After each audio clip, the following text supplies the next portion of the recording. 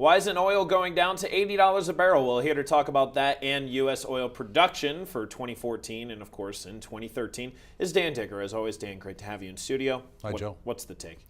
Well, a lot of the thesis, at least in the fourth quarter of 2013, was that overproduction here in the United States was going to cause a glut in oil and drop prices for the U.S. and globally, but it just hasn't happened. I was one of the people who was standing screaming at the top of my lungs that it wasn't going to happen. I still believe it will not happen. Why not, though? Well, here's the thing. I mean, oil production globally is down, and it is actually our stockpiles, global stockpiles of oil, are at the lowest level they've been since 2003. Now, that's a big deal. Now, we can go through the geopolitical reasons why that's happening, but I don't think I really have to. The point being that none of that is going to change going through 2014. And in fact, the lack of production around the world is going to trump what it still is an increasing amount of production here in the U.S. Now, that's good if you are an American exploration and production company. You're going to start to bank some real serious coin.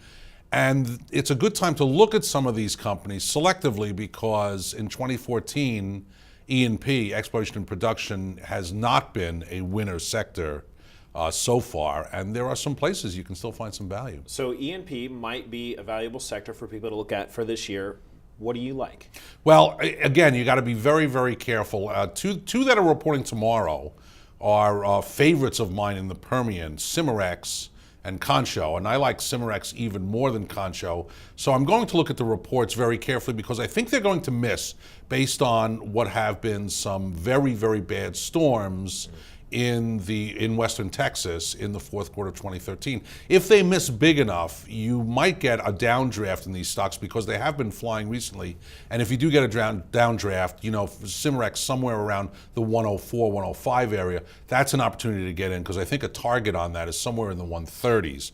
Also, another one to look at, they're not reporting for another week, would be an old Bakken play of mine, Continental, which Jim Cramer actually likes quite a bit, and so do I.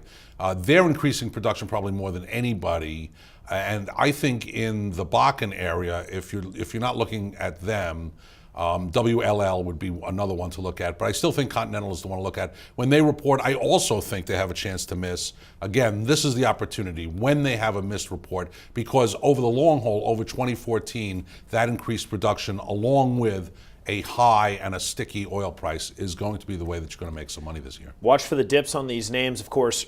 Look at the earnings reports, listen on the calls. Those are important things. Dan, as always, thanks so much. Okay, Joe. That's Dan Dicker for TheStreet. Also for TheStreet, I'm Joe Deaux.